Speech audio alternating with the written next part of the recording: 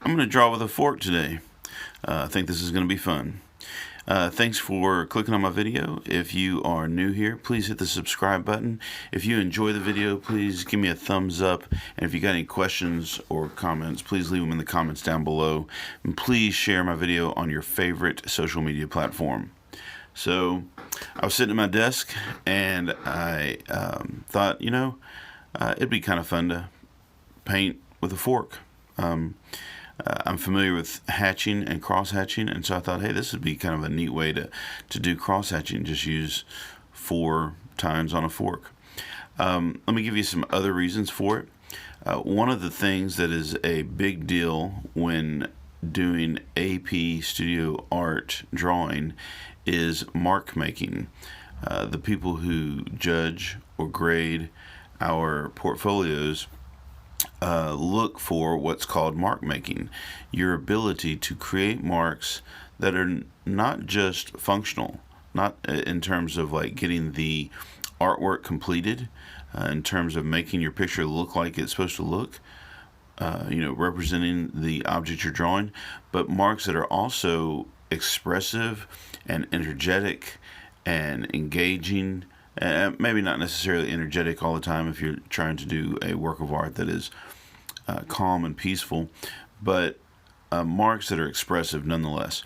So my students are challenged to create marks in a unique way. Everybody uses a pencil, everybody uses a pen, everybody uses a brush and paint, but what are some things that people don't normally use? Or what is a way that they use a brush but unique from the way other people use a brush?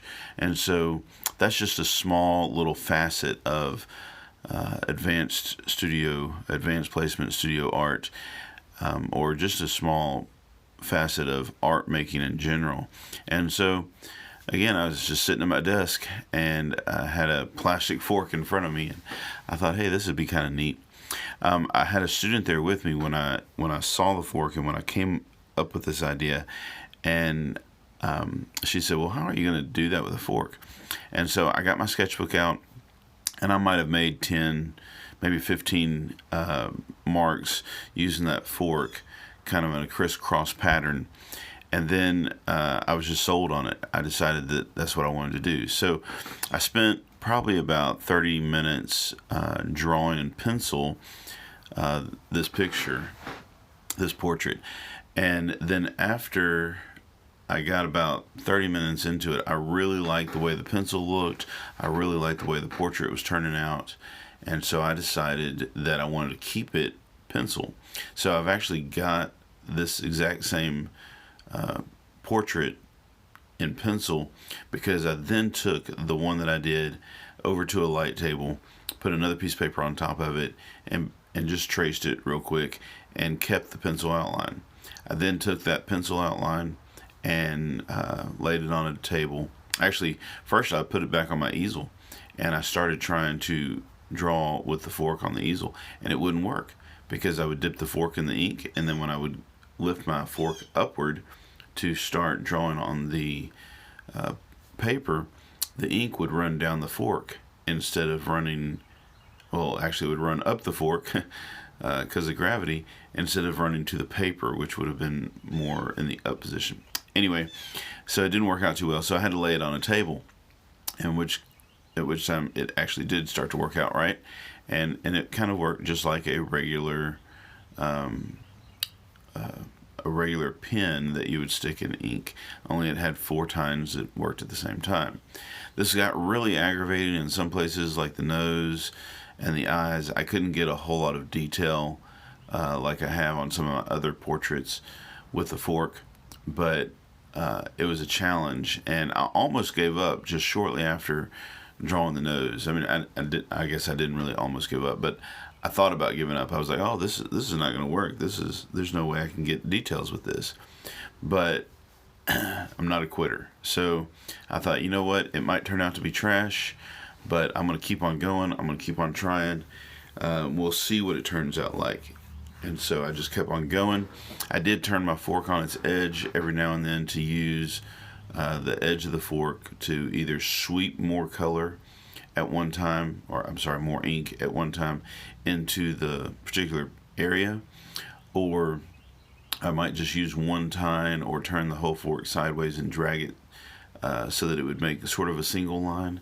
But I still used a fork through the entire process, other than when I initially drew the outline of his face.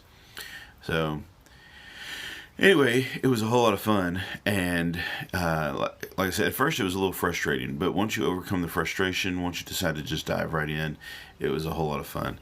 And so I did. There were a couple of places you probably already noticed where it skipped ahead, and there was a lot of footage that was missing. The battery on the camera died once, and then I started it up again, and then I ran out of room on the SD card, and then I had to dump some files and try again. So there's some footage that's missing, but I think overall it took me about 2.5 hours maybe to do this, and so you don't have to watch all of that. I sped it up for you. I hope to do another one. It was pretty fun. It wasn't quite as quick and easy as working with charcoal or just working with a pen, and I wasn't able to get all the details, but it was still fun enough. I think I want to do it again. So that was my experience. I think you should definitely try it out, and if you like it, give me a link to your picture. I'd like to see what you accomplished. If you got any things to say about mine, or questions or comments, please by all means let me know in the comments down below. I take criticism. You can slam it, you can tell me how much you love it, whatever you want to do.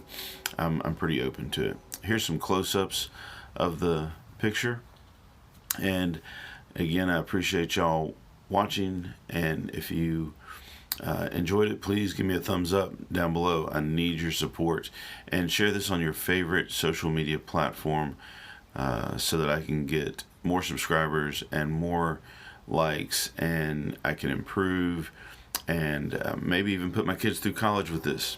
And until next time, y'all have a great and awesome day. God bless you.